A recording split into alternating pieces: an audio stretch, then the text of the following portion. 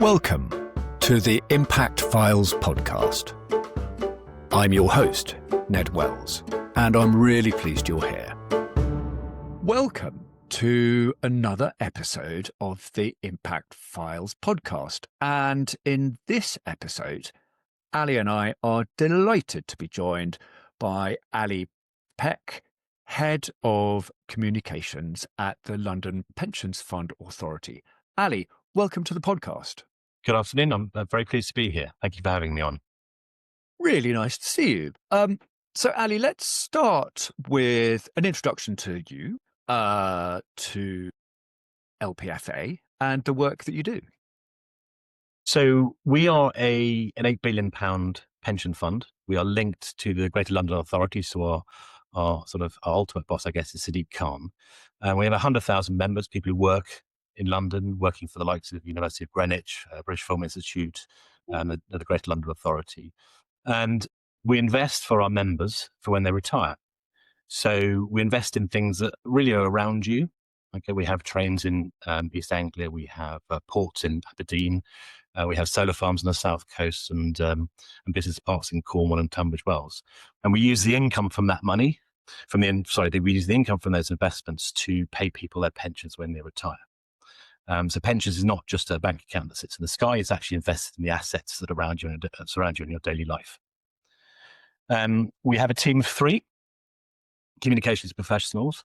We cover the entire marketing mix, from website to digital to media, public affairs, right the way through to conferences and events and annual reports.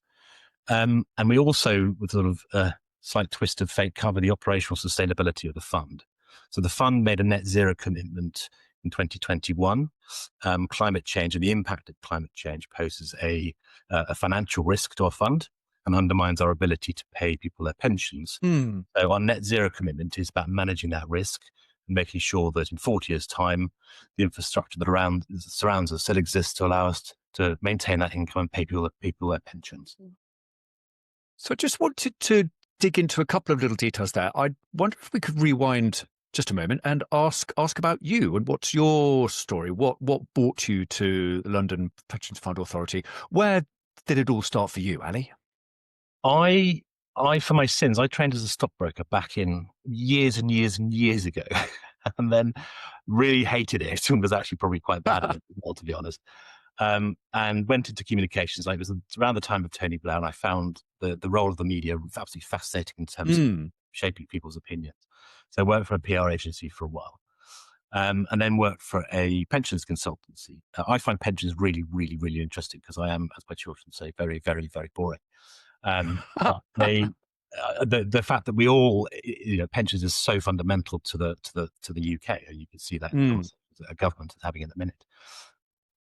So I started at a pensions consultancy, a big American one, and was European head of communications for a while, and got to the top of that tree and looked around and thought, I don't like it here. And so tried to do something with a lot more purpose. And the LPFA were kicking around looking for people to help them communicate their net zero work. Hugely important to their membership, hugely important, as I said, to the management of financial risk, but also emotionally hugely important to me because I think, I've got 2 children. They're going to grow up in a world that is very, very challenged unless we all take action. So I've been there for 6 years, and my role has been mainly making sure that all the stakeholders of the LPFA know that what we're doing as a fund is making progress on net zero. And that means being vocal. And that means being vocal in the press, being vocal on social media, being vocal at conferences. And the reason for that is not just about profile. It's about making sure that others in the industry are doing the same. So making sure that our suppliers do their own net zero work. Okay, because they know what the LPFA is looking for. It means that the asset managers that want to work for us are doing their own net zero work because they want to work for us. So it's trying to drive change through communications. Fantastic. And let me dig down into the LPFA for a moment, just to make sure I've got my head clear around that. So the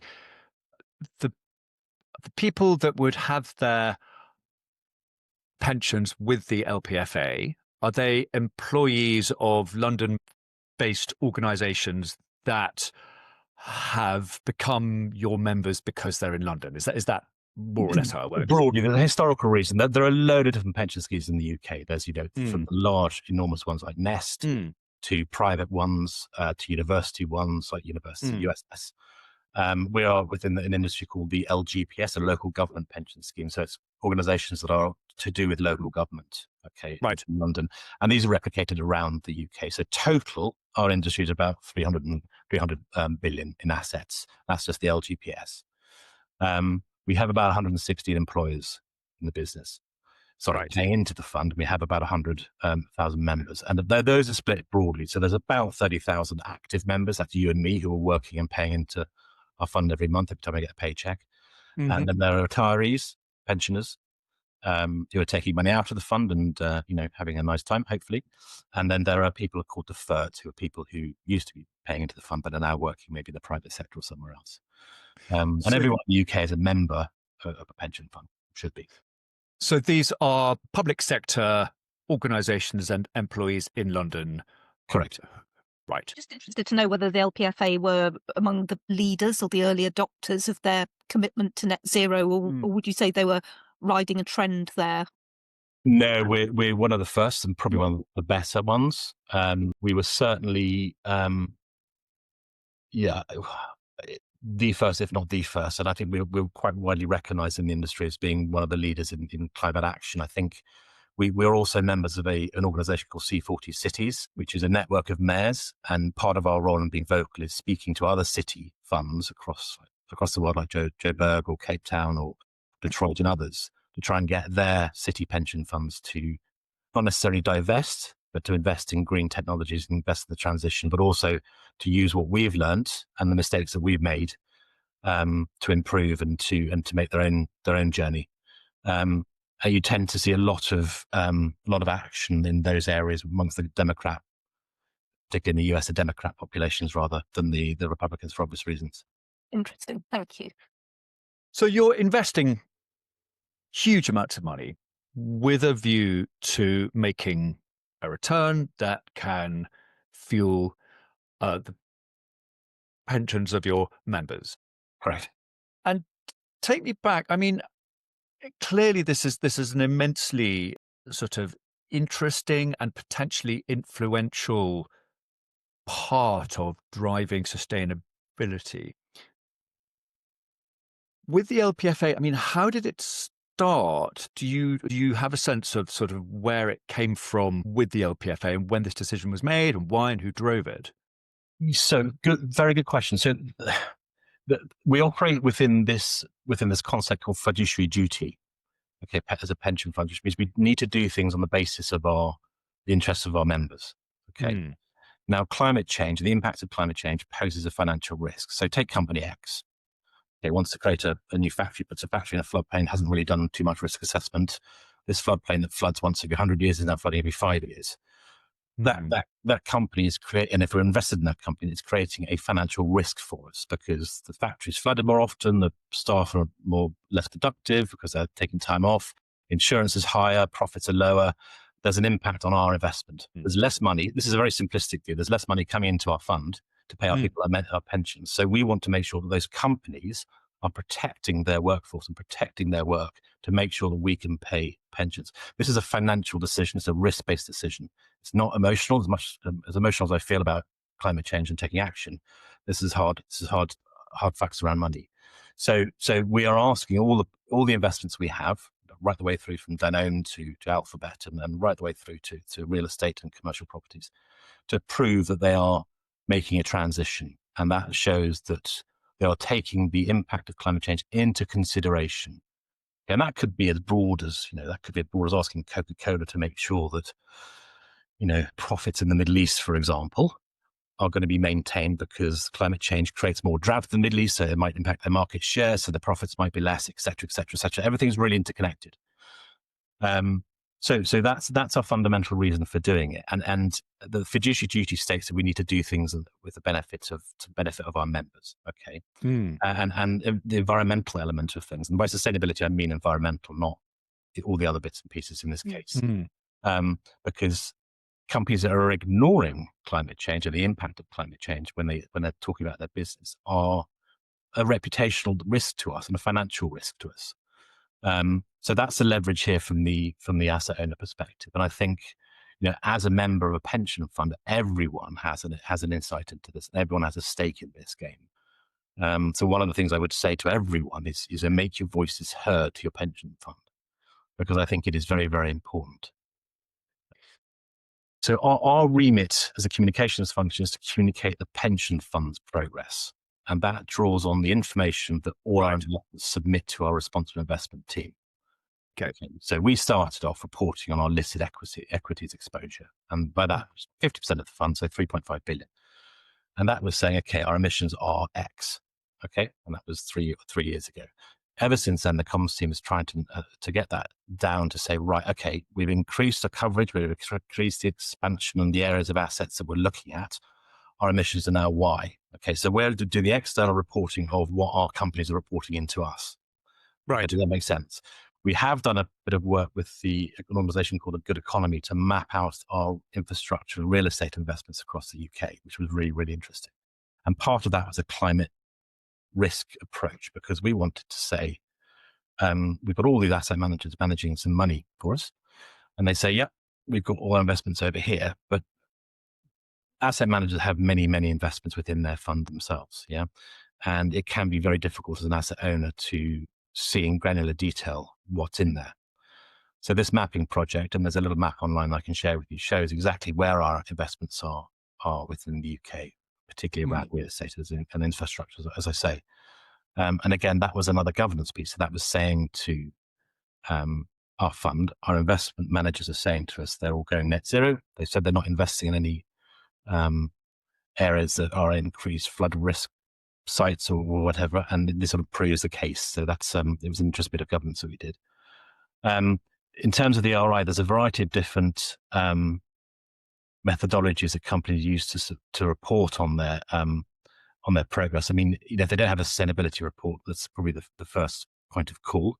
They should have discussions around climate change at board meetings. They should have a transition plan in place. Lots of different pieces there.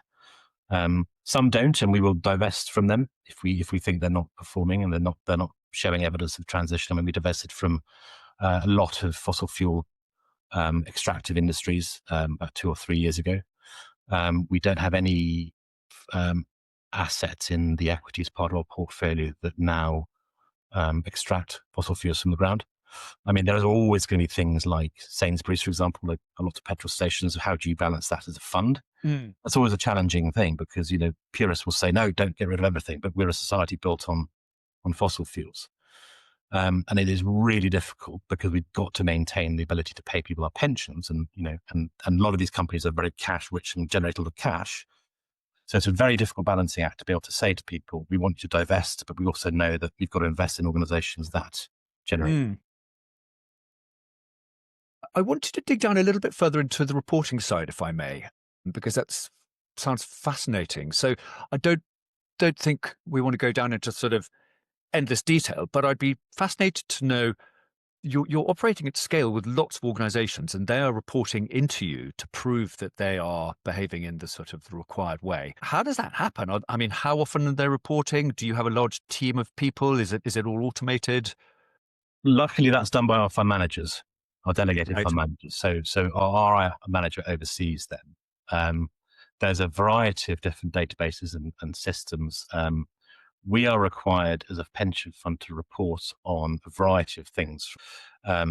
So we use a Planet Mark to monitor our operational emissions. The Planet Mark is a very nice little organization that helps smaller organizations assess, monitor, track, and reduce their operational emissions. Right.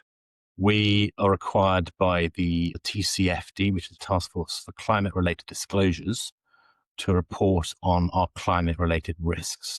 We're getting into areas right to the edge of my knowledge here, because I'm not the RI manager and the communication, but we have to explain, for example, to our masters how we're aligned with the Paris Agreement, for example.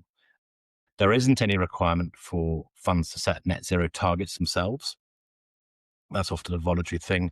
I would be very surprised if the vast majority now have done so, given that it's a risk issue. And of course, I mentioned earlier about the fiduciary duty, because if we're not doing this, we're not taking action, and we're not making sure that our investments are protecting themselves against climate change, so we're not acting in the best interests of our members, in the reporting side, just to come back to your question a little bit more, to do all this, you use frameworks. Okay, Right. we're all ultimately doing this for the first time. Okay, and the framework we use is the Net Zero Investor Initiative, and that was done by the IIGCC, which is the Institutional Investors Group on Climate Change. And they set criteria out, and they say, right, this is how you assess your emissions from your private equity holdings or your global equities holdings or your infrastructure. You calculate it, and then you have to use that framework. And it's a very laborious process, and I wouldn't say mistakes are made, but the strength of the data that we get from people changes. Okay, 5 years ago, the data in this area might be a bit weak, so our emissions were there. 5 years later, the data has really improved because people understand it more now, so the data is much more solid. So therefore, actually, you might see, bizarrely enough, your emissions jump. And that might not be because of the fund you're investing in fossil fuels. It might just be because people you're investing in are much better at capturing their data and much better at reporting more accurately. So there's a bit of an up and down roller coaster in a way sometimes. But the reporting we do, we actively, from a communications perspective, we do a number of things. We do social media reporting. We publish a report every year on our net zero progress. We're not required to do that. It's not a statutory requirement. It's something that we think is important, because part of your net zero progress is proving that you're making progress and not just saying it and then asking people to go away when they inquire too deeply about it. And I want to come, probably, if I may, I'd like to come on to that actually in a lot more detail in a moment. I think that the whole kind of remit of the comms department, what are your objectives, I think would be fascinating to kind of dig down into. I've realized that I've slightly gone down into the whole communications of reporting kind of side, which is fascinating. But if I may, as in, yeah, I was going to say me. As in my co-host, Ali D. Yes. How's this looking to you? What's on your mind? Yeah, I think I have a much clearer picture now of the interconnecting pieces here and how you report, so how the LPFA reports and how it gathers the data from your different assets and investment assets. One piece I'm curious about is, you talked a fair bit, Ali, about how it's within your remit, or within LPFA's remit, I should say, to divest from organisations which the reporting shows, the data shows, are not showing the commitment that's needed to net zero, for example. But I wonder, on the flip side of that, can you tell us a bit more about how directive you can be, or you are, that the pension authority can be, in terms of saying, we need you to demonstrate or to follow these processes, or to demonstrate these behaviours? Is that an area you get into, or is it essentially you look at their data and go, well, clearly you haven't? Yeah, that's a great question. So we have a set of policies that we have on our website, right the way from our climate change policy, which says that we won't invest in extractive fossil fuels, through to our RI policy, which identifies sort of 6 pillars of things that are of concern to us as a fund. Sorry, RI is what? Good question. A responsible investment. All these things are risks. They're not emotional things that we want to do because our heads are there. It's about, AI, for example, is a risk. It's a major opportunity, but it's also a risk, a security risk, all sorts of things. So that's one of our RA policies. The circular economy is really important because it's an opportunity for us.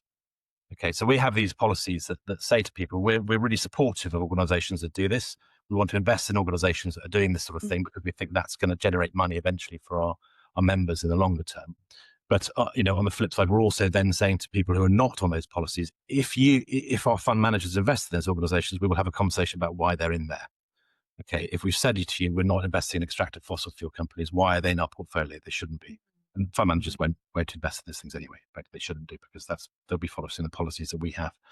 There's an eternal debate around engagement versus divestment around things like fossil fuels. So, do you just say a blanket no, we're not having any investment in fossil fuels whatsoever? Okay, yes, sure. But what does that actually mean? Yeah. Okay. Is it extractives? Yes, fine. Okay. But is it supermarkets? Okay, yeah, fine. But is it plastics? Okay, hang on a second. Where are we going on that one? It's very, very difficult. And everyone has a different view on what is right. There's also that view about engagement. So, do you, if you invest in BP, for example, yes, I know they have gas and oils and everything, but they've also invested in renewables. Are you investing your money in the future, or is it a regressive step because it's fossil fuels? Right the way through to just, is it more important to be involved in a company and speaking to the management and saying, what are you doing? Are you changing? What are you doing? Are you changing? What are you doing? Are you changing? Or is it best to just say, we're out, and maybe that stock is picked up by some very dark pool of money somewhere that doesn't really care and won't ask those awkward questions. So it's not an easy conversation to have, and it's a really fascinating conversation to have, because you see people externally getting really cross about let's just divest, but it's really not a simple question. Often they're speaking to people who are listening to what they're saying and emotionally understand what they're saying. We're all living in this world and we understand what's saying, but there are lots of factors to consider. So we do divest, and we have done. For example, it's a bad example, but Exxon we held for a while. About 5 years ago, we got rid of them because the management had no interest at all of moving to a low carbon future, because that's their entire business model. I should say one other thing. So as part of your net zero commitment as a fund, you're both lobbying companies to change, to put their own transition plans in place, but you're also saying, right, we're also going to make a selection of our money available to what we call climate solutions. So those are the interesting. So those are the funds, those are the organizations that are they're doing things like wetland restoration. They're doing things like battery storage. They're solar powers, they're solar farms, wind farms. There are all sorts of these things because it's a push and pull approach. There's an asset manager, on one hand, you're saying to current companies, change. On the other hand, we're trying to stimulate the market to say, come on, you guys are doing really, really well. Let's get the green technologies field going. And we've allocated 5% of our funds, so 400 million or so, to what we call climate solutions. And that's directly trying to encourage the growth in that area of organizations that can take society to a cleaner and greener future. Listening to your stories, I'm minded of somebody I met earlier this week who's in the sustainability team at one of the Formula One teams. And they were telling me about all sorts of really excellent sounding things that they are doing to make their F1 more sustainable, which was uplifting to hear about it. Where I then I had a separate conversation about this because I was feeling quite inspired talking to some other people. And one of the comments was, I really wish that F1 just wasn't there, just no longer existed, because they're such, big producers of carbon. And I think that sort of plays into what you were saying a minute ago about these organizations do exist. They employ lots of people. They have a role. They are part of the economy that we live in. And we can't just wave a wand and say, we no longer want you to be there. So how do you engage? And it's the sort of divestment versus comms facilitation, prompting kind of argument, isn't it? So are you asking how they engage, how the concept of sustainability gets embedded in an organization, or are you? I think I'm just reflecting on when your investment managers are looking at these organizations that are not as far along a net zero journey as we would like them to be, or maybe haven't started. It's the point that you were making about, well, do we just divest and leave them to it, or do we try to do something about it? It's a really good question. So I remember when I first joined the LPFA, I think it was at the time when the Extinction Rebellion, who I got a lot of warmth for. I think it was in Surrey. I think it was that they invaded their council meetings, and there are two schools of thought on that. Firstly, it's a pain and it's frustrating for everyone because people are trying to do their jobs and all sorts of bits and pieces. From my perspective, I thought it was very interesting because we could sit there and say to people, our stakeholders, and say, look, this is all happening. This is a reputational issue, as well as the financial issue, of course, which is the overriding reason why these people do things. So it was using external pressure in a way to drive the conversations forward. I think that there's a role for external activists, and certainly a lot of our stakeholders, the likes of Share Action, Global Canopy, they are activist organizations and they have a role. And I think that role is really, really important in keeping people, holding people to account, frankly. So I think I'm a huge supporter of them and the role that they play in our in our civic life. I do think, though, it's not a simple case of shouting from the sidelines and expecting change. Personally, I've done more working within the system, I guess, than I could ever do working without it. And the conversations and the soft power you have with managing directors and other people in the industry about things and networking and stuff like that, that really helps drive change.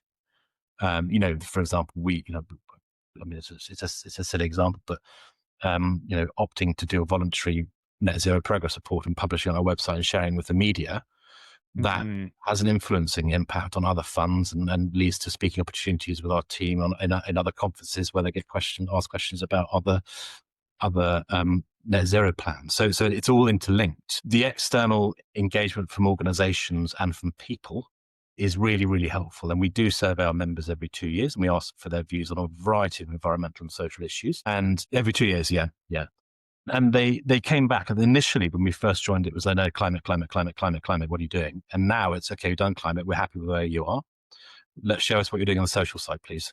And that's absolutely right, because I think we have all been a little bit looking at those areas, and then inflation's hit and everyone's struggling with the cost of living, and the social thing is rising up the agenda a lot. So I think it's just my view, sorry to labour the point slightly, my view is that everyone has a role, I think, in nudging the world forward. Yep. Some people will choose to do it outside from the sidelines, and that's valuable. Some people will choose to do it inside, and that's valuable. I think it's an understanding, and it's always slightly annoyed me that there's the assumption that people who are in the system and don't care. They do. They care very, very deeply. They are trying to work with what they've got.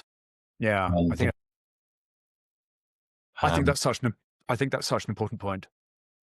And sorry, Ned, I just had a thought in relation to that. How do you feel, Ali, that our UK now legislative framework helps or hinders in the missions for the fund? Is it helping you? Could it go further? Is it overly bureaucratic?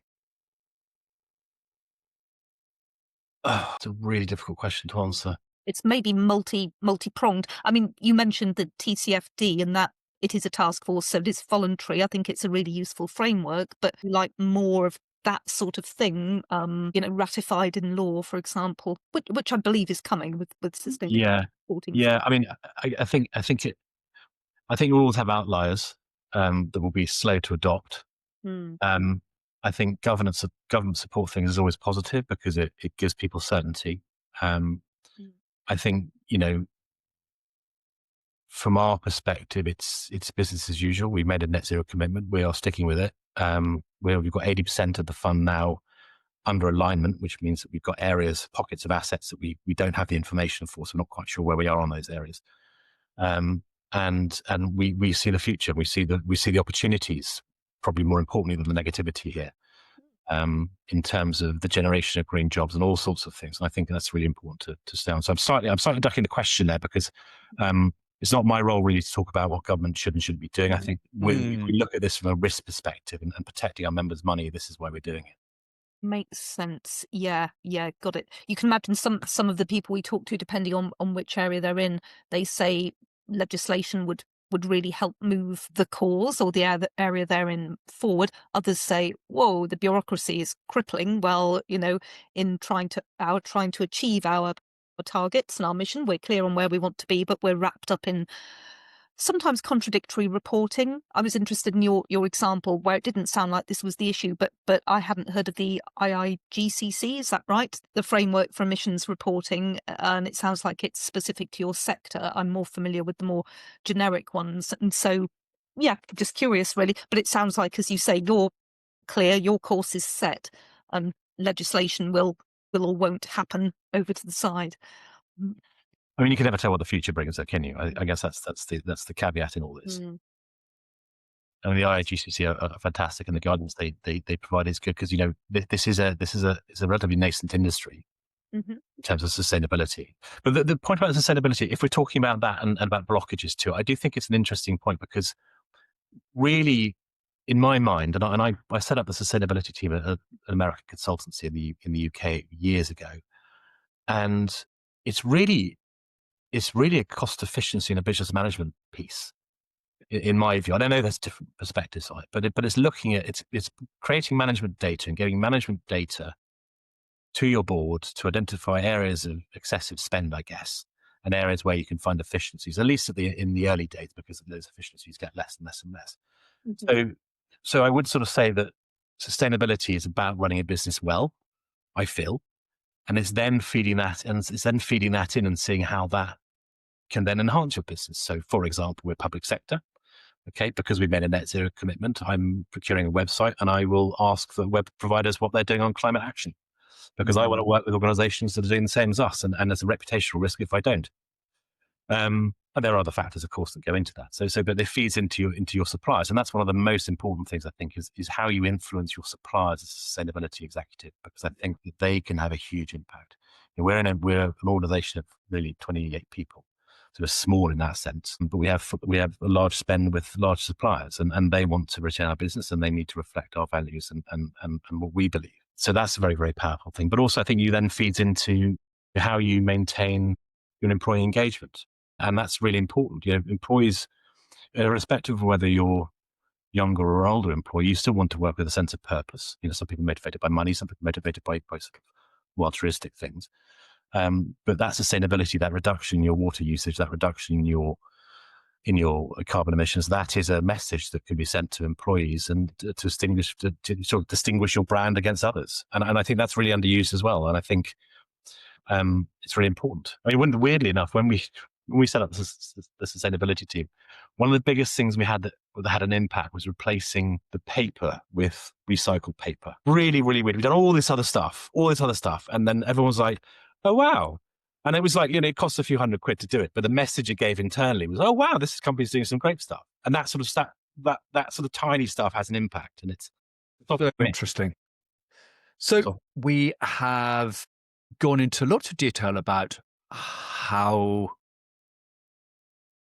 the pension sector works, and that's been really interesting because I'm not familiar with it, and I think a lot of our listeners won't be in any detail. So that's been a very helpful discussion. I'd like to move on to the role of communications. Right. And what is the remit of the communications team at the LPFA? So 4 areas: internal communications, which is helping staff do the right thing at the right time, performance reviews, communicating all the bits and pieces that we need to do to function properly. External communications, so website, conferences, events, all those bits and pieces. Reports, which I've talked about a little bit, right the way through to what we call employer and member communications. So we have a membership, they get newsletters from us, they get all sorts of bits and pieces that help us run more effectively as a fund. So, for example, something simple, you've got to nominate a beneficiary. Have you registered the online portal where you can track and see how much you're saving? We've used sustainability to drive those actions, okay, and net zero to drive the action. Because if you send someone an email saying, "Can you register to the online portal and do something?" they'll go, "Oh, I'll do that tomorrow." But if you send them a thing saying, "Oh, by the way, do you know we invested this wind farm near you?" Oh, they go, "Oh, God, that's interesting. Oh, by the way, can you register for this portal?" They go, "Oh, that's more likely." And they do. It drives more action. People get more interested in it.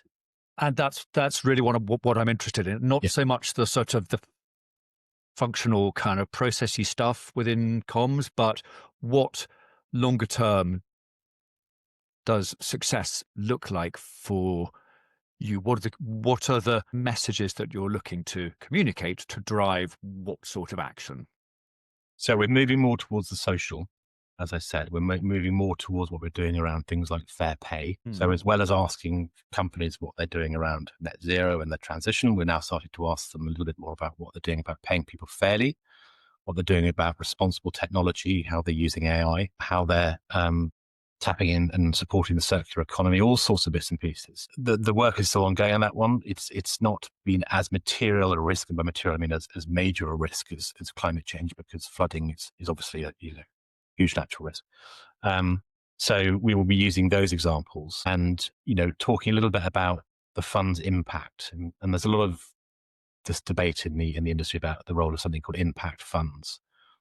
Yes. We have an impact. Okay. We invest and someone gets a pension, and that's the impact that we have on them. That's a very simple level. So in terms of sort of using some marketing language for a minute, who in the comms team are your sort of target audience? Great questions. They vary from our members, 100,000 members.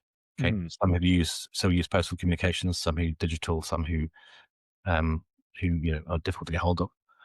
We have employers who people work for as they pay in for the fund. So we've got 160 employers, University of Greenwich, we've got BFI, as I mentioned. So those are another subset.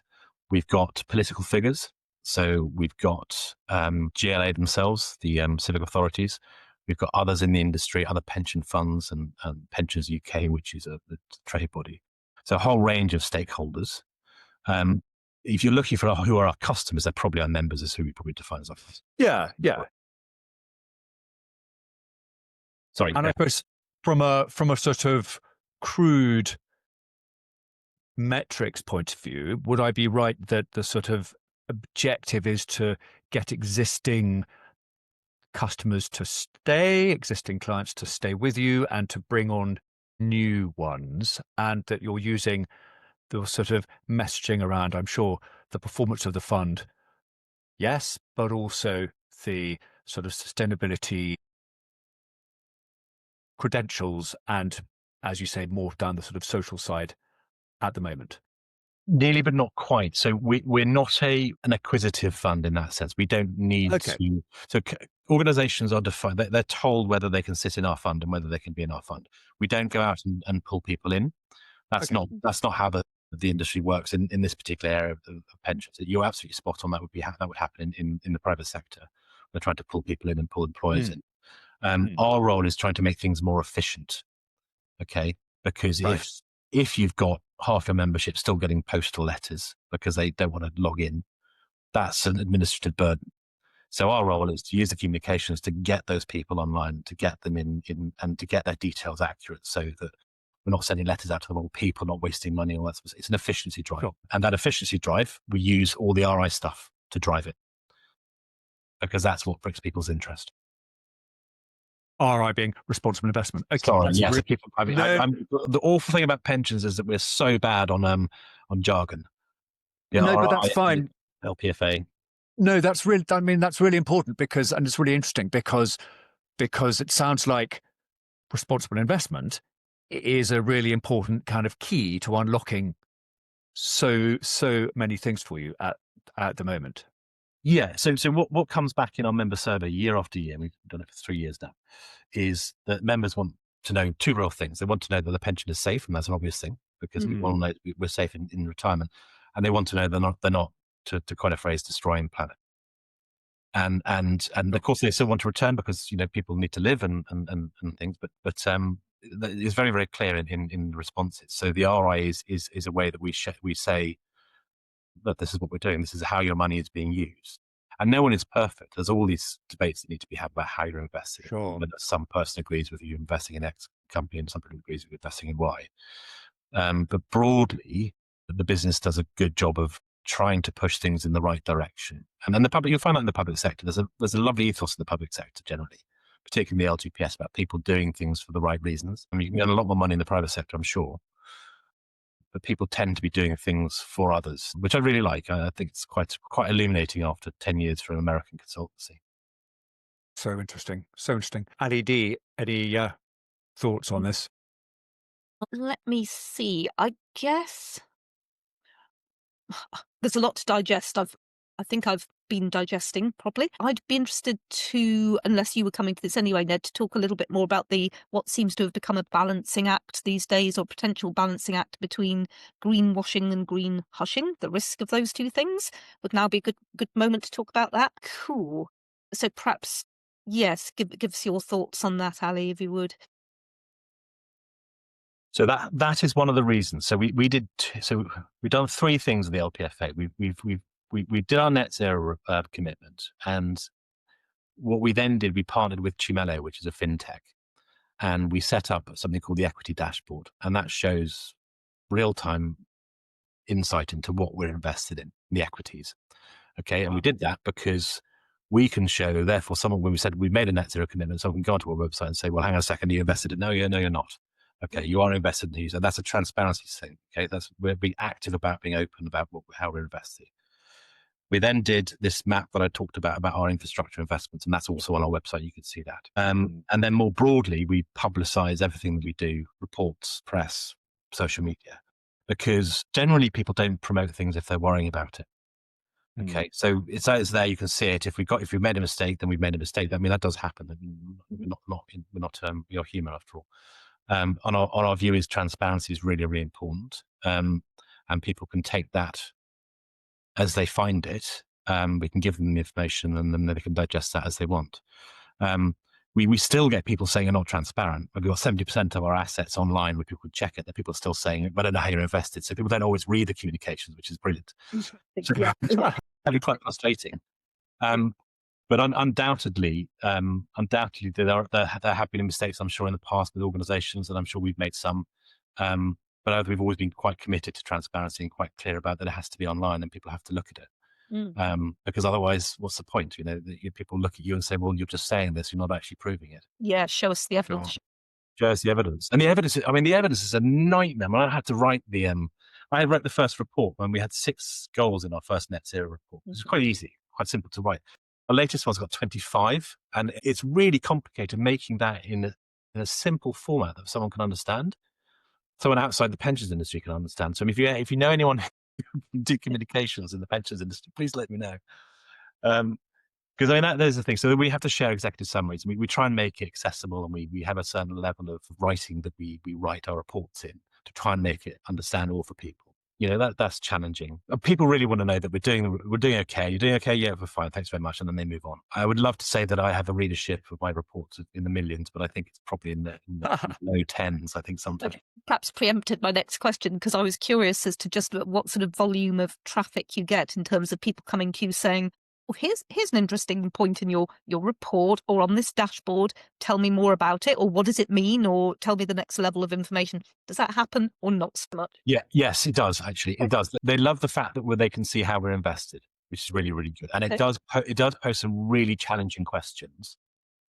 So, for example, should we be invested in BAE Systems Defence? You'll find this being discussed in the industry. Well, it's a major strategic organization. We live in a very uncertain world. This comes down to the nuances around how we invest and what we should invest in as people.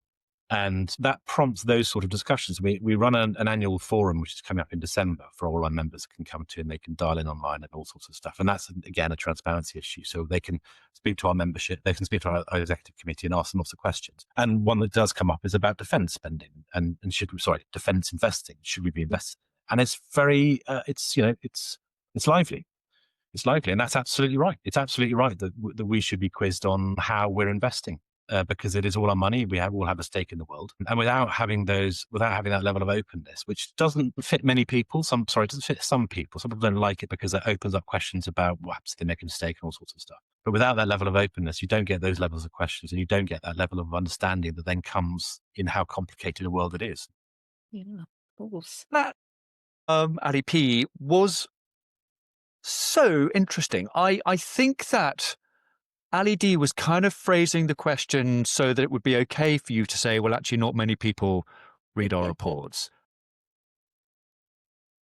And then you came back with well, actually, people do, and they challenge us, and they ask questions, and they ask really tricky questions, and they are engaged. And that, for me, is really positive. Yeah, it's really positive. I was surprised myself when I first joined. I was like, there's a lot of people that really, really care, and they appreciate the work that you do to it. So I think that's really, and I think this is the thing about sustainability. It's so easy to read the news and feel miserable, but there are so many amazing things taking place. I feel, and it's just really important to hold on to those and to know that we're making little steps, and sometimes it's not fast enough, but people are doing things. But it's a difficult one, isn't it? It's not. We're not always an environment. We don't live in a news cycle that celebrates the positive, do we? Now, we've been talking for nearly an hour, and I wanted, if I may, to just start to wrap up. And I wanted to ask you, Ali P, where do you hope your sector will be in maybe 10 years' time? Where do I hope my sector will be in 10 years' time? I always hope that is sustainability a good thing, will cease to be a question. because it just becomes part of business as usual, as it should be. Sustainability is just making sure that there's stuff left over in the future for other people to use, and it's not a complicated concept. I hope, and I said this to you earlier, but I hope that the people who are blocking progress will no longer be blocking progress. And I think that's really, really important. I have real hope and real faith in the younger generation who hopefully will drive so much more change than we've been able to do. And I am really positive that people get more engaged with their pension and understand the relationship, because really the most power you have in this world is your wallet. I genuinely believe that, whether you're, who you bank with, whether you're working for Triodos or whatever you're doing, put your money somewhere where it does some good. And finally, one piece of advice, ideally comms marketing advice, one piece of advice for businesses pursuing sort of sustainability and financial objectives. I think that would be, don't make it a top-down approach. I think get your employees doing this, because they're the ones that have got the ideas, and they'll bring real change, and a bottom-up approach and getting people engaged in it and understanding why it is being done is a way more powerful thing than the managing director standing up at a town hall saying, right, we're all doing this to save money. People need the sense of purpose. I feel that very strongly. So yes, create champions in your business. Fantastic. Absolutely wonderful. That's been such an interesting conversation. Thank you so much. Well, it's been a pleasure. I hope it wasn't too garbled. It was a fascinating to be on this side of the lens. I think you've made a complex area, accessible and understandable, certainly for me, because I feel if I can understand it, we should be good. It's been lovely talking to you both. Thank you. One final thing is, how can people find out more about you and the LPFA? So please do connect with me on LinkedIn, Alistair P. I think I'm at London Pension Fund Authority, Alistair Peck. You'll just type me to Google. I'll be there. Lovely to hear from people, and also love to share ideas and see what's around. Fantastic. Ali, thank you so much. That was brilliant. Pleasure. Lovely speaking to you, and good luck with it all. And I will speak to you soon, I'm sure. Thanks for joining us today. If you've enjoyed this episode, please subscribe, like, and share it with your colleagues. For more about the podcast, about us, our marketing services, and our wider support for purpose-led organisations, please visit our website at theimpactfiles.co.uk.